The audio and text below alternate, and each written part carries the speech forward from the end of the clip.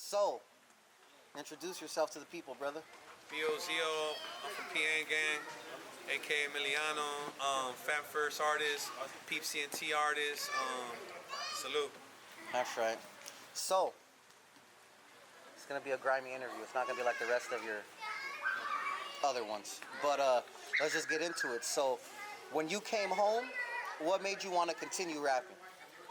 I seen the potential to market yourself through YouTube and social media, and the potential to have an independent movement on your own, and the void that there was in the game for somebody with the knowledge, wisdom, and experience of myself. You know what I'm saying? And talent of myself. That's right. And how different is it now compared to when you were doing your thing before with the social media bullshit? Before we were doing it, it was more of a. It was the big difference was this, that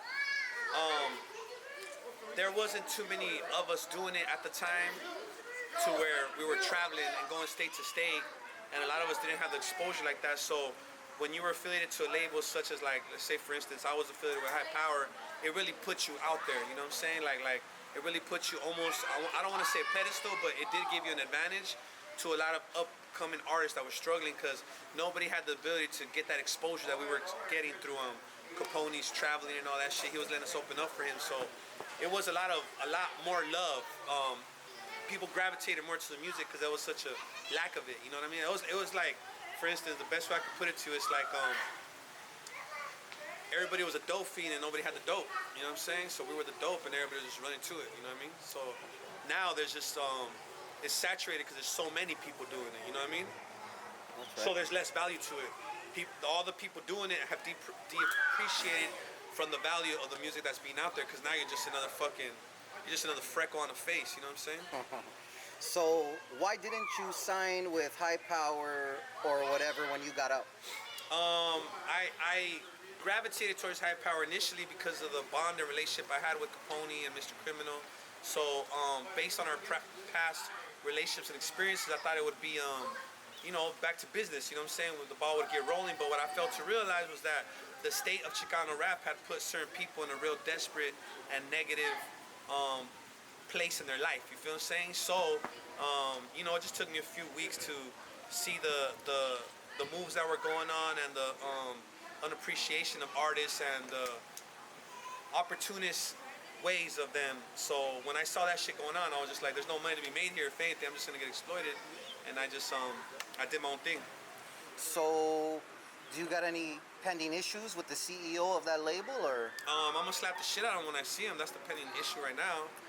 Based Why? on the fact just based on the simple fact that he did some bullshit on a personal level, not even business level. He tried to put me on leva. That's the best way I could explain it.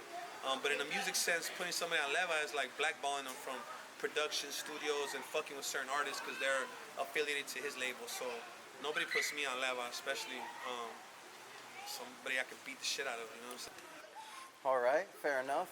And there was a issue, I guess, when you dropped in your diss song, the infamous Emiliano diss. Who was that towards, and what was it about, and how did it spark, and what and what? It was behind people just talking out of pocket, people speaking up on things that they had no right speaking up on. For instance, like Kruk1's a resident trying to talk gangster shit, like low key.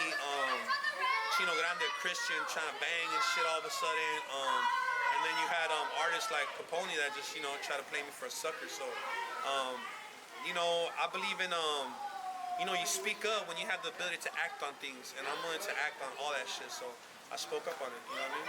All right. So what exactly did Kruk1 do?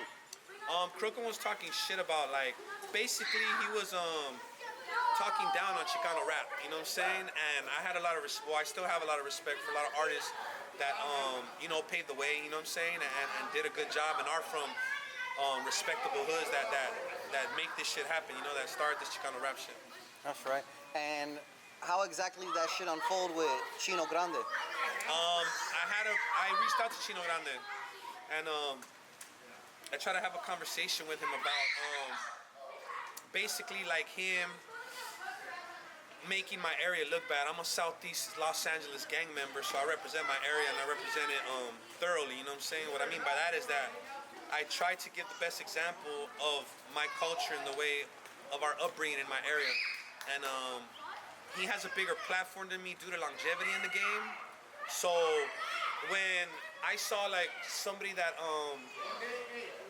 had turned his back on the thuggery out here, trying to come back to it, to monetize it, I saw it as exploitation. And when I addressed it, he said a few things to me that I didn't like. So at that point, I tried to fight him, and he dodged me and ducked me and all that shit. And I figured, fuck it, if I can't beat him up, then I'll just beat him up lyrically and maybe, you know, smoke him out the house and then we'll fucking get out or some shit. But that didn't work neither. So I mean, that's why that happened basically. So is it still pending or is it a dead issue? Yeah, pretty much. If I see him, I'm gonna slap the shit out of him too.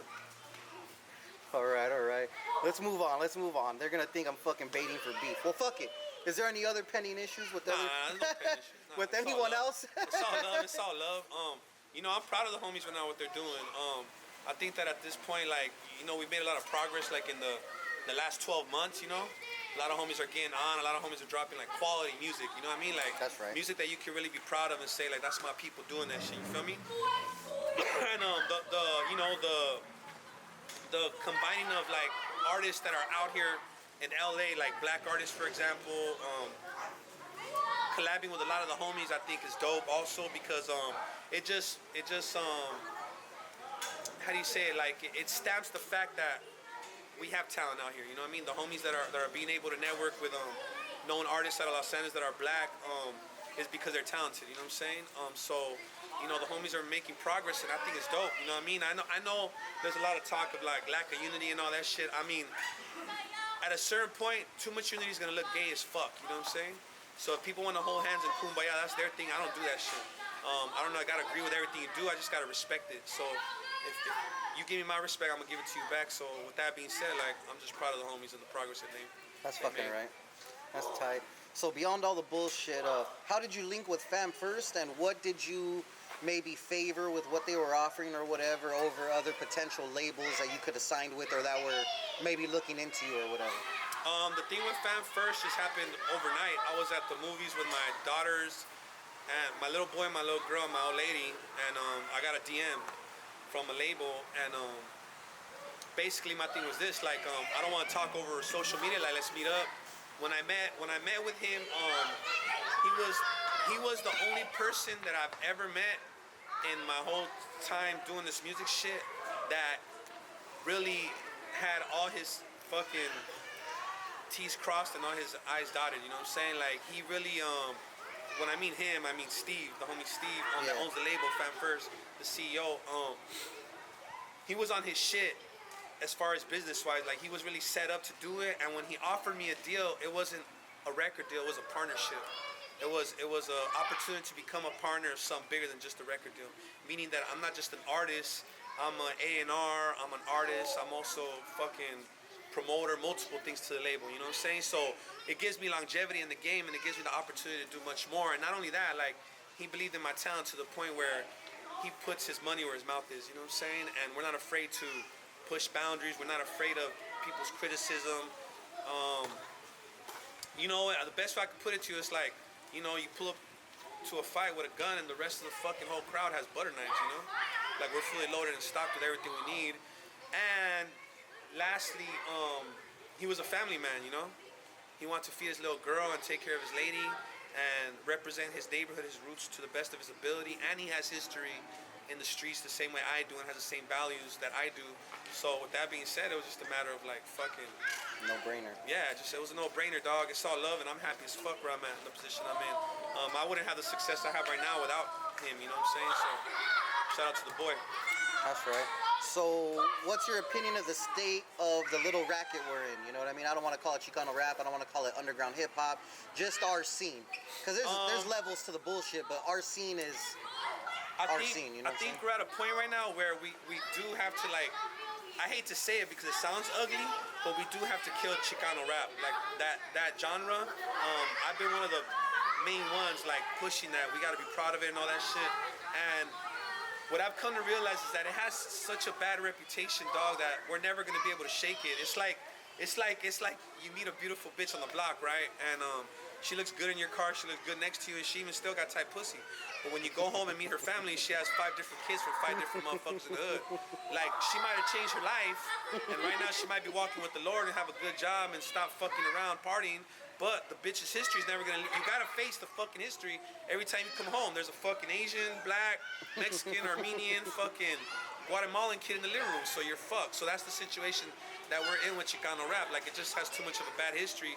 And you know, my biggest thing is this: when I run into black artists that are in the mainstream and popping right now, right?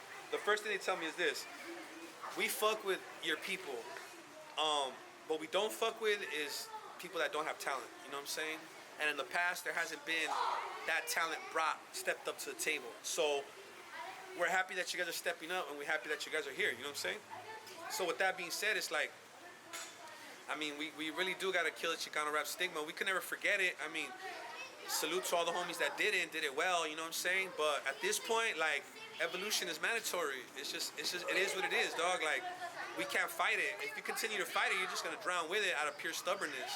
Like, you gotta aspire and have the creativity to create something new, a better version of what you've been taught. You know what I'm saying? So, I mean, at this point, yeah, I mean, you know, I love ChicanoRap, and I love what it's done for me. But at this point, I believe that we can take it to a whole nother level. Break through the ceiling. Yeah, there's a huge market that hasn't been like even squeezed, dog. Like, when you look at the total gross, fool, of shows and sales that any black artist has out here, right? The main consumer is us, Hispanics, like, by far. You know what I'm saying? Yeah. Especially in the state, from the Midwest down this way. You know what I'm saying? Especially here. You go to any show of any well-known artist, it's our people out there supporting. And it's great, you know what I mean? It's a good thing that we do support the music. But think about this, like, the best way I can explain it like this, like, let's say that an artist of Hispanic descent out of, I don't want to set trip, but I'm gonna say Los Angeles, with talent, with skill, were to rise. Man, it's over, dog. Like, it's fucking over. Like, you know what I mean? There's been artists that had the opportunity, for whatever reason they didn't execute. King Lil G had the opportunity to do that, but for whatever reasons he wasn't able. It didn't bubble over to strike while the iron was hot. Yeah. Devour's kind of there, but for some reason he's also held back. For some reason, it almost seems like he's lacking the assertiveness, or maybe the maturity to be able to step up. Do you think it has to do anything with public relations? Like, they don't got a person behind them that knows the business and shit? When you come from where we come from, you gotta be stamped, fool. The streets gotta stamp you off top. Facts. If you don't have history, fool, like, I'm sorry to say, you just look like a weenie, dog. And I'm not calling the kid a weenie. I don't know him personally. But what I mean is that he just does not have that oomph. You know what I'm saying? That he's not stamped. He hasn't seen nothing. He hasn't been nowhere. So that's lacking also. You know, there's a few cats. I mean, who else is out there? Sad Boy had it, but Sad Boy got caught up, you know what I'm saying? And then, you know, his circumstance kind of fucked up. So, you know, that's pretty much the way I see it. But the day that somebody steps up, it's gonna be like a whole new market, dog. Like, people are gonna see a whole nother aspect of this rap shit that they have never seen before. That's what I truly believe. And it's gonna spread. I just want to be there to see it. You know what I'm saying? That's right. Well, beyond all the bullshit, what can we look forward to from you? Videos, new projects, new collabs, etc., etc. Yeah, I got a video dropping with Swifty Blue sometime this week. I got a single that I'm dropping on my own with Nueve. I got a project that I did for Peeps Entertainment, a collaboration with Compton AD. We got a video for that's already been shot. It's about to finish editing this weekend. I got a video that I did. I got to complete with RJ. I got a collaboration with RJ. That's right. That I'm gonna drop soon too, and then start working on the next album. You know what I'm saying? Anything you want to leak off of that? Do you have any ideas that you already have in motion or what have you? I think that, let me see. The next thing would be probably just to start doing more shows with black artists. You know what I'm saying?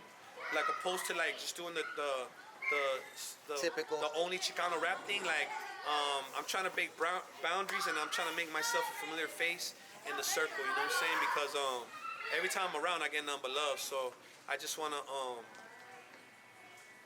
shit, I just want to play my part. I want to play my position. You know what I mean? I want to step up and do what I gotta do and just drop heat, dog. Like you know, I wanna go for the neck, dog. Straight up. Like I'm not letting up. I got like a lot of fucking resources right now, a lot of love, and shit. I don't want to disappoint. I don't want to fail nobody. You feel me? That's right. I want to put the city on my back and like just fucking rep it like nobody else has done it. Fool, straight up. I mean, and I'm not saying that to be a tough guy. I'm saying that to be more of a respectable human being. You know what I'm saying? And show the love back that I'm getting. You know what I'm saying? That's right.